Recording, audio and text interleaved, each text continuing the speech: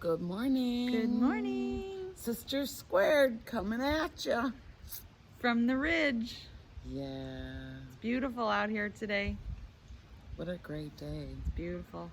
We Really nice. were kind of up in the air about a topic, but we seem to have settled on recognizing our own growth, which is huge. Right. In so many areas. Yeah. Mm-hmm. So many. Yeah. I think that we forget to give ourselves credit for things when we notice them. Mm-hmm. We've each had opportunities in, well, probably the last long time, but most recently in this last weekend when we had clients that needed something and reached out to us, rather than feeling like we had to put everything on hold and, let that financial insecurity or something else take the reins. We have actually built up enough community that we know who we can go to send this person to the most capable hands, and I think that's hugely important. Yeah. I know I didn't have to take the reins in two different areas, a couple different clients this weekend, and it wasn't my fear that led the way. It was my faith in the community that I've built up around myself, and I know you had a similar experience. Well, one of the clients that you weren't able to accommodate came to me, and I worked with her, and then she asked for an additional service, and I didn't feel that I had the space. You came back to me. So I came back to Kristen, who had some people in mind for her, and it just was just a beautiful connection, the way that all worked out. It was really unbelievable, because in the past we would have scrambled to scoop up that client and scoop her up and no matter the cost, the personal cost. I mean, it's like you feel that pinch sometimes, that financial pinch, and you got to make money, but that's not the business that we're in. We're not in a money making business. We're in a helping business. And it may have even been to her detriment. Right. That I scrambled. Right, same. Because I had done the service, I think it was Thursday morning, and I didn't want to shortchange time with her, and so we spent plenty of time, and then she was looking for something else, and she only had a certain amount of time, and the next day, but I had committed to some things, and so I didn't feel that I could give her the time that she deserved, and I knew it wouldn't be fair to myself either. And so taking all of that into account, it just was easy to, put her needs and my needs ahead of money, or whatever. And that's nice to know that you're working past that financial scarcity, that mindset, that shift. It's beautiful. It's just great. And that's happening in so many other things too. I feel like, I have a lot of, I feel a lot of shifting going on. For me, it's been like past relationships of the male persuasion, and people that are just kind of coming up for me that I would have maybe in the past had felt a certain sort of way about it, and those feelings are gone. All I feel is like love in my heart and thankfulness for the lesson, gratitude, because those things got me to where I am now, and I can't, and I see it so clearly. One that came up in particular, for so much of my very early sobriety, it really kept me tied to a lot of shame and guilt and blah, blah, blah. And, all that stuff that we do to ourselves when we're not in that headspace. The headspace that, and just like I felt it during the night. My heart just opened up. I could just feel the love filling it, and just forgiveness, and just such gratitude. And it was just, it felt so good. And I had to tell my sister about it, because it was like, that was like, I thought maybe one of the last remaining pieces from like that past life, all that stuff, that just feels like another lifetime ago, even though it's in this one. But I just learned so much from those relationships. And I had similar experiences, and they came in while I was sleeping, where I was at my most vulnerable. Yeah. But also where my conscious mind was kind of offline. Yeah. And I was able to work through them subconsciously from my higher place. When we're in that gentle space between wake and sleep, where things come in and we're able to address them in such a much more gentle way, and the perspective is different, and we're meeting these people who aren't in our physical at that moment, where personalities clash or egos clash. You're in that space of love and compassion, where you're like, who doesn't feel kind of cuddly and snuggly when they're in bed, sleepy, So you get to envision that person as their highest self. And that's where you're cutting the tide. That's where you're releasing that emotion that at some point was so heavy that it caused a resentment, and it caused like probably a PTSD of sorts, dealing with the way that they treated you, or just the combination of our energies together was just too much. I think ego like too it was, played a like role. it ignited something, and it fueled a fire in our bellies and in our solar plexus that made us feel like we were less than, or not good enough, or whatever the feeling may be. But from this other place, when you're in that spot where you're working through your unconscious mind to truly release that person with love, and know that they played a part in the lessons that you're learning in this lifetime, and be able to thank them for that. We, at the risk of going in a little bit too deep, but we're here for lessons. This is why we're roaming the earth in these 3D bodies that are so dang heavy to carry around. They do stuff that we didn't expect them to do, like leak. Right. In many ways. And that's like crying. That's like all different ways. Oh, yeah. All different ways. The bloodening. The bleeding like I'm dying part. Yes. So these bodies are dense, and we come in to learn lessons that we agreed to before we showed up here. Yeah. For those of you who believe that, not to trample on anybody that doesn't. No. But we came in with the idea that we would learn lessons, and that we would learn to rise above those feelings and how to acclimate to them. I don't know that it was ever supposed to be quite so dense. I don't think was the design. But now that we're here and we're learning how to move through them, the energy is ripe right now for forgiveness. And that's self, and that's for everybody around us.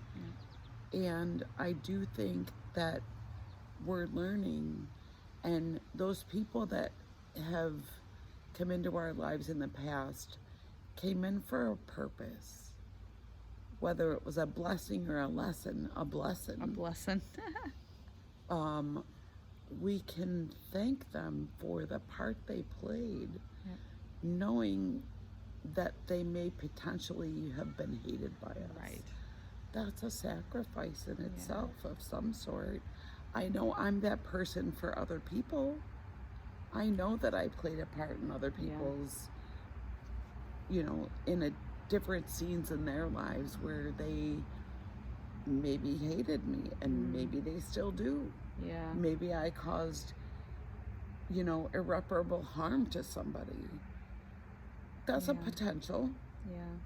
but the ones I'm aware of, I get to make peace with those and own my part in that. Yep. But at the same time, there are people that I'm releasing through forgiveness and love and compassion as well. So I know this is familiar to you as well. Well, yeah, and I think another important part of the releasing, when you can own your part and you can make amends and all that, but realize that their response is not your responsibility. I think a lot of people, myself included, have spent some time feeling guilty about the things that we've done, and even after we've made significant changes in our lives and we're not those same people, but occasionally that scenario or that situation will cross your mind and give you that moment, and you're like, okay, you know what, I have grown, I'm not that person, I can't go back and change what I did, of course, and of course the other person has the right to not forgive you or not have anything to do with you or whatever, but those things happened, and I sit here now and think, oof, I've come so far, and I am so proud of myself, and the work continues. It just goes on, and I'm proud of you too. The work goes on and on and on, and it's like, yeah, you can kind of have fun with it now, really, because once you see it and once you know it, you can't unknow or unsee that stuff anymore. It's crazy, and it's really easy to see it for other people. I know it's not as easy to see it when it's me sometimes, but you really can, kind of see what is going to come from that.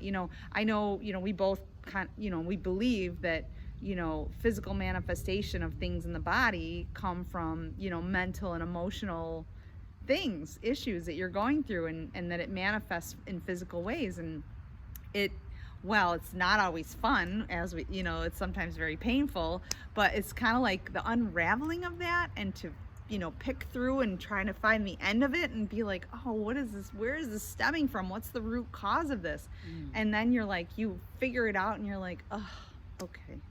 And you try a lot of different things. Sometimes it takes a while. You throw a lot of stuff against the wall and you try a bunch of stuff. I mean, recently I had a dental procedure, and I knew right in my solar plexus what she was talking about was not accurate. She was talking, unfortunately, I had to get a tooth repaired, but she was talking about a root canal, and immediately my reaction in my body told me it wasn't that, and I knew it. And I didn't allow that to continue, even though she was the professional, really. She's the expert, but I know my body. I know myself.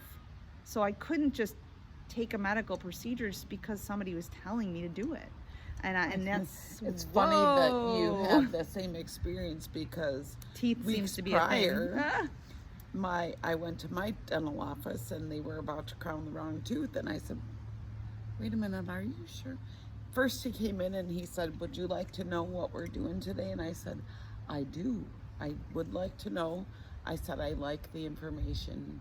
Give it to me. I want to be part of the process. And he was telling me what tooth, and I said, no, I don't think that's the one. I said, I think it's on the bottom. I said, I think it's this one. And he goes, well, let me just bring the doctor in and let's go through this. And it did. They were Yikes. looking at this side on the top, and I said, I don't think that's right. Yeah. And I stayed with it. I stayed with that. Yep. And I ended up being right. Not that I am, trying to say that I'm always right. I'm just saying that I went with my intuition. Yeah. And I followed through. Yep. I did it in a very kind manner. And I didn't throw stones at them for being wrong or anything like that. It wasn't like that at all. We laughed about it, but I was part of it. I was part of it because I was paying attention, and I trusted that I would not be led astray. And in the past, anybody could have led me anywhere. No You got a kidding. van with candy? Yeah. I'm in it. No kidding. Seriously. But we can trust our intuition now, where there was a time where we couldn't. But that takes practice. And I actually, a woman in a Facebook group asked me to give her some feedback on a course that she's doing. And it's great. It's a great course. But what was missing, I felt, and this is, totally up to her if she wants to include it, but my feeling was that you have to give opportunity to learn to trust your intuition and to practice that. It takes practice. It doesn't just like, boom, okay, I trust my intuition now after years of not trusting it. And there might have been a reason not to trust it, because we get so far away, so disconnected from our bodies. That it So runs the show. And for the so ego much of runs it. the show. And you can't, it's like, we got to be in the driver's seat, or the ego does. And the ego loves things to be, copacetic, like loves homeostasis. So it likes things to stay the same. So your ego's just trying to protect you, but at the same time, the way it goes about it sometimes is a little rough. But, trusting that intuition, that has been quite a journey, because there was a time I really couldn't. And that was really because of trauma, because of the ego trying to protect, to keep me alive. Well, living in survival mode. Right, I keeping mean, us alive. So many of us grew up that way. That's right. And you don't realize just how much of your life is lived in survival mode until you're not in that space anymore. How many of your reactions and what we consider a response at that point is typically a reaction. It's not a response. No. A It's response not thought is out. thought out. And Yeah. it's contemplative, and you look at it from all the different directions, and then Right. it can come out. Flight, fight, freeze, fawn. Yeah. Those are not well thought out responses. Those are reactions. Those can be icky. They can be so icky.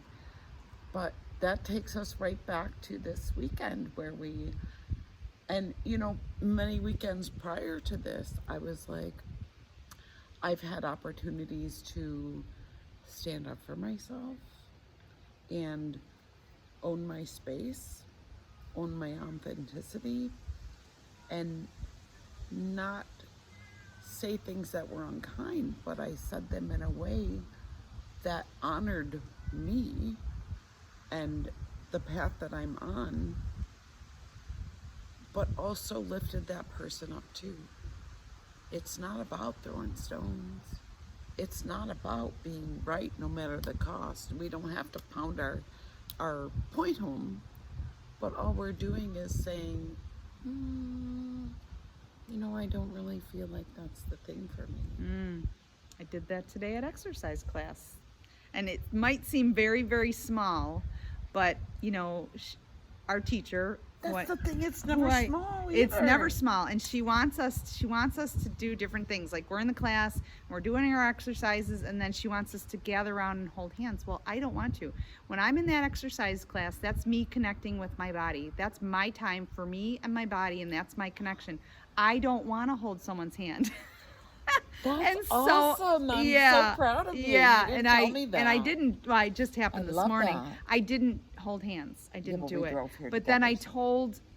That's true. I did tell her afterwards. I said I'm not comfortable holding hands, and I think she figured it's because of the season that we're coming into, germs. No. I will kiss and hug people all day long. That's not it. Bring It in. But it has to be. I have to be comfortable, and so that was a boundary I set, and it seems really small, but like, It's because not. I'm trusting my own intuition and my own instincts and connecting with my body so that I can do those things. Thank you. I know. love I know. that. I know. I did forget to tell you that, but that did happen this It's morning, not and it was. small at I know, all. and it did feel big, and I didn't want her to take it the wrong way, and so I did tell her afterwards, after she had her microphone off. I said, I just want to tell you, I am not comfortable holding hands, and I'm not going to do that. And I said that You with as told her much that it was kindness your connection as to I your could. body. I didn't go that far into it, honestly. Oh, I just told her I see? wasn't going to do it, but I could That expand might on help that. her to rethink Maybe, how she brings it to the rest of Maybe. the class, because possibly. you may be speaking what somebody else was thinking. I know I was, because Yeah, there's other most people who feel the definitely. same way I do. And I don't think it's for that reason, honestly, exactly. It might be the whole Jeremy thing for them, but either way, that's still a boundary. And you have to trust it and you have to respect it. Agreed. Yep. Agreed. I do think, see, when she called it small, I was like, that's huge! Huge! So, all those things that we're experiencing and Yeah. discounting as these little things, they're really not. In the scheme of things, they're really not. They mean something for us. That's true. And that's where we get to give ourselves credit. Like, she stood behind how she was feeling, going by her own body's needs, because it was just yesterday that you were at the dentist, and there's still some discomfort there Yeah. with the procedure that she had done, and working through not only processing. You had Novocaine, right? Not yesterday, No. no. Mm-mm. But no, having but it was somebody sore. else's hands in your mouth, that's Yeah. very personal. Yeah. That's in your space, very much in your energy. And we get to decide where we're going from there. Yeah. She may not have had, yes, you had a choice in the procedure. You chose to have it done. But now, how do you acclimate that into your body and release the parts that you need to release? And that's a lot of times by spending time in your own energy. And sometimes it has to do with resting when you need to rest. Yeah. Sometimes it has to do with staying away from people if you feel you should. Not overcommitting, not going to places where people are like, well, you said you were going to come. Well, today is a different day than that. I'm not the same So, person. I am not. I am not. That's You true. get to choose. We get to choose us. And I choose me. yeah, I choose me. And the thing is, And that's not as selfish. no, that's respect for ourselves and love And for others. ourselves. And Boundaries are 'cause- love. Yeah. And to subject somebody else to the energy that you might be putting off. Right. Absolutely. That's respect also. Yeah.